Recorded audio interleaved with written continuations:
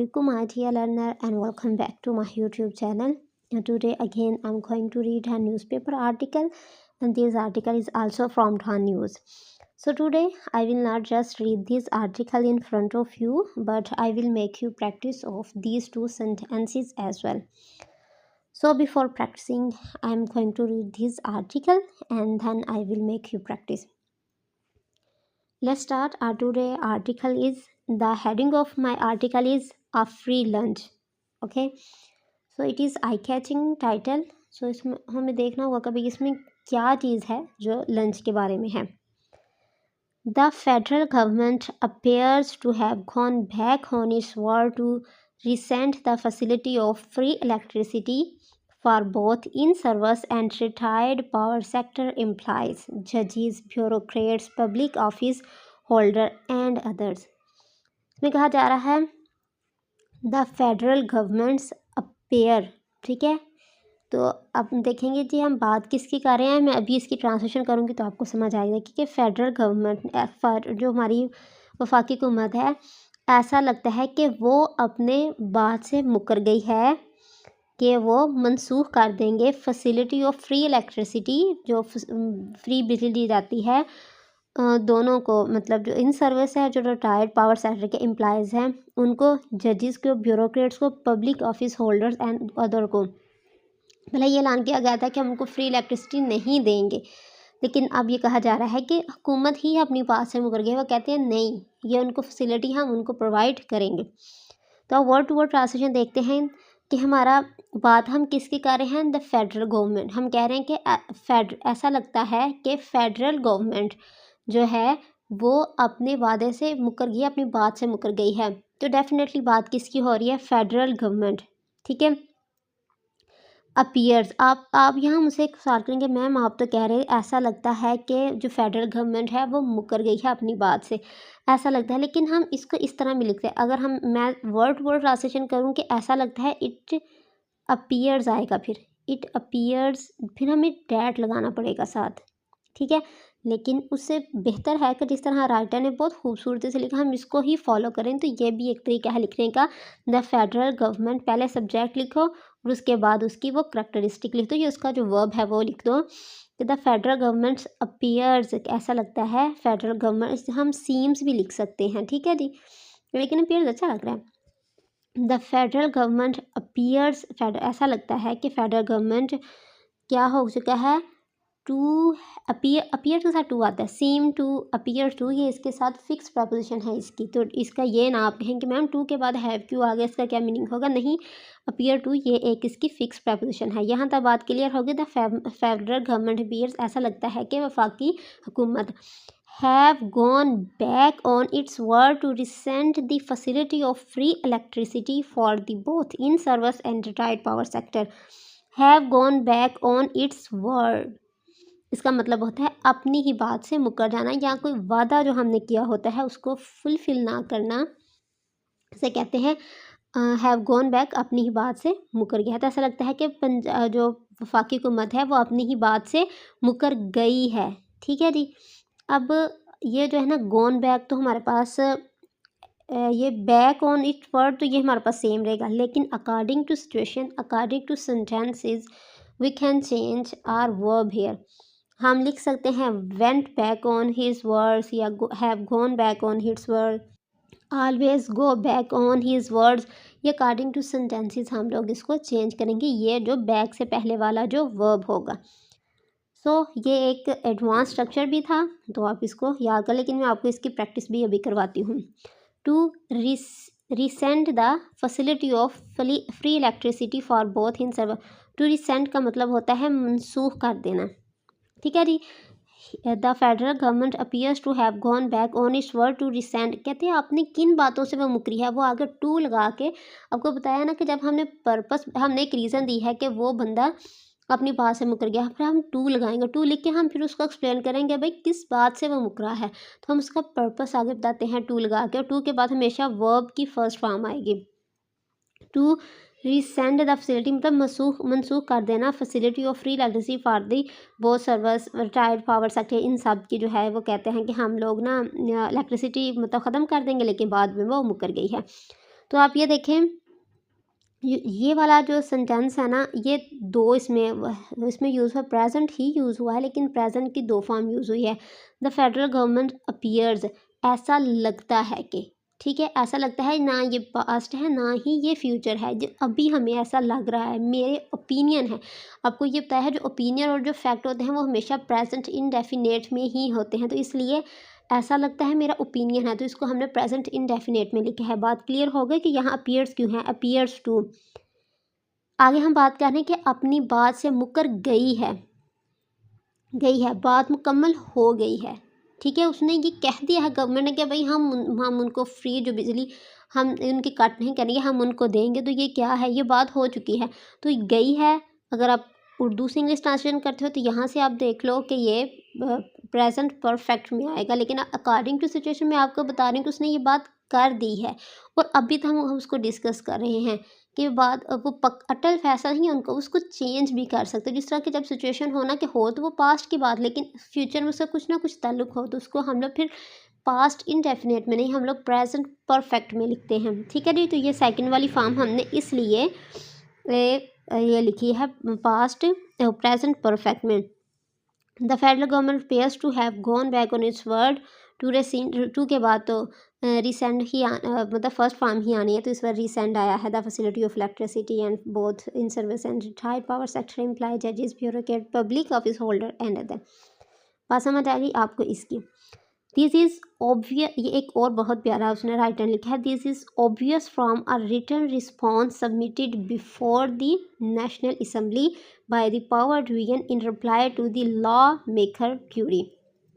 This is obvious कहते हैं कि ये बात कन्फर्म है, हम कहते हैं ना this is confirm by our reporter, या इस तरह कुछ वर्ड यूज़ करते, तो उसने बड़ा खूबसूरत सा वर्ड लिखा, दिस इज़ ऑब्वियस, मतलब ये तो पक्की बात है। और फिर उसने कहा था ये एक पक्की बात है, तो फिर कहाँ से पक्की बात है, उन्होंने from a written response submitted, कहते हैं एक रिटन रिस्पॉन्स है जो सबमिट कर दिया गया है before the national assembly. Before का मतलब होता है सामने, नेशनल असेंबली के सामने, जब हम किसी के सामने पेश होते हैं तो उसके लिए भी हम वर्ड बिफोर का वर्ड यूज़ करते हैं। This is obvious from a written response submitted before the national assembly by the power division reply to law maker query. कहते हैं दिस इज़ ऑब्वियस, कहते हैं ये बात कंफर्म है, किससे जी, फ्रॉम अ रिटन। अगर आप ये वर्ड आप यूज़ करें, इसी में आपको एग्जांपल दे दूँगी, अगर आप कहें कि ये जो बात है ना ये कंफर्म है हमारे जो स्कूल के प्रिंसिपल है उनके ज़रिए से ना, तो क्या this is obvious from our school principal, ठीक है नहीं, तो ऑब्वियस है ये बात कंफर्म है, फ्रॉम लगा के उसका आगे हम नाम लिख देंगे, तो इस तरह आप बहुत से सेंटेंसेस यूज़ कर सकते हैं। भाई ये बात कंफर्म है जी, किससे जी, सीएम पंजाब मरियम नवाज़ ने कहा है कि लैपटॉप बहुत जल्द आप लोग मिलेगा, इस तरह कुछ भी, तो this is obvious from CM Punjab Maryam Nawaz, ठीक है। फ्रॉम अ रिटन रिस्पॉन्स, उसके बाद submitted before the national assembly, जो कि सबमिट कर दिया गया है बिफोर द नेशनल असेंबली में।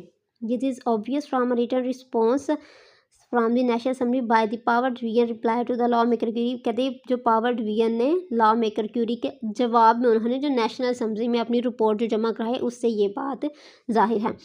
जस्टिफाइंग, इस बात को जस्टिफाई करते हुए क्या, तो justifying free electricity for employ of the government on power sector. कहते हैं जो पावर सेक्टर के है ना, मैंने आपको बताया है ये जो वर्ड है ना, इसकी मैंने अभी ट्रांसलेशन की है इस बात की जस्टिफाई करते हुए, ठीक है। करते हुए जब भी वर्ड आप करोगे ना, तो उसके लिए आप लोग डायरेक्ट वर्ब लिखो, आईएनजी फॉर्म लिख लोगे सेंटेंस के शुरू में, क्योंकि ये प्रेजेंट पार्टिसिपल है, ठीक है जी। प्रेजेंट पार्टिसिपल भी हम एक इंग्लिश में बहुत इंपॉर्टेंट है आपकी राइटिंग के लिए और पैराग्राफ राइटिंग के लिए, ये एग्जिस्ट करते हैं हमारी, इसमें मैं बहुत दफ़ा इसको बार बार रिपीट करती हूँ। तो यहाँ भी प्रेजेंट पार्टिसिपल राइटर ने यूज़ किया, जस्टिफाइंग क्या किया, just free electricity for employ of the government owner power sector, it said had the provision like medical accommodation facilities was the part of the term and condition of the employment and the accordance with the practice in the public and corporate sector। ने कहा है जी, इस बात को justify ने इस तरह किया था कि जो एम्प्लॉय है ना इसमें पावर सेक्टर के, it said that the provision, जो उसको फैसिलिटीज़ दी जाती हैं like medical accommodation facilities was part of the term and condition of the employment, कि इस तरह इनको जो फ्री इलेक्ट्रिसिटी जाती वो भी उसकी टर्म्स एंड कंडीशंस थी, इस वजह से हम लोग उनसे ये फैसिलिटीज़ वापस नहीं ले सकते। अगला थी and in accordance with the practice public corporate sector. Each year हर साल around 441.5, but I don't know what is this million, like things like unit of free electricity is given to the 2000 employee in the public sector including state owned corporation. Of course unit free electricity are given to existing employee। कहते हैं जी इसमें इतने जो है ना वो unit जो हैं हम इनको देते हैं एग्जिस्टिंग मतलब जो मौजूदा एम्प्लॉय होते हैं existing employ, while the 133.2 M units are provided to the retired employee। अब ये देखो उर्दू तो हमें इसकी आती है, आपने आर प्रोवाइडेड फ्राहम की जाता है टू द रिटायर्ड एम्प्लॉय। क्या आपने सोचा है आर के बाद V3 आ रहा है और यहाँ इसके बाद V3 आया है, तो इसका क्या मीनिंग है? बहुत दफ़ा एक्सप्लेन कर चुकी हूँ, दोबारा करूँगी क्वेश्चन, लेकिन ये आप लोगों के लिए क्वेश्चन है, ये कौन से सेंटेंस है? You have to tell me this by sending comments. So आज का आई थिंक इतना ही। Who bear the cost of this largesse is other consumers. ठीक है जी, कहते हैं कि इनको तो हम दे देते हैं ये फ्री इलेक्ट्रिसिटी, लेकिन जो इसका जो बोझ है वो दूसरे कंज्यूमर्स है वो हमें वो जी उनको उठाना पड़ता है। ये था जी आज का आर्टिकल। ऐसे इस अभी के लिए इतना ही बहुत है। अब हम प्रैक्टिस क्लास की तरफ जाते हैं और उसमें देखते हैं कि आज हमारे पास क्या है। अच्छा, I told you earlier that I will make you practice by using the idiom advanced structure gone back to his words। So ये देखिए उसने प्रोजेक्ट में मेरी मदद का वादा किया। सबसे पहले हमने देखना है सब्जेक्ट क्या है, वर्ब क्या है और हमारे पास सब्जेक्ट क्या है। आपको बता चुकी जिसकी हमने बात करनी है वो हमारा सब्जेक्ट है।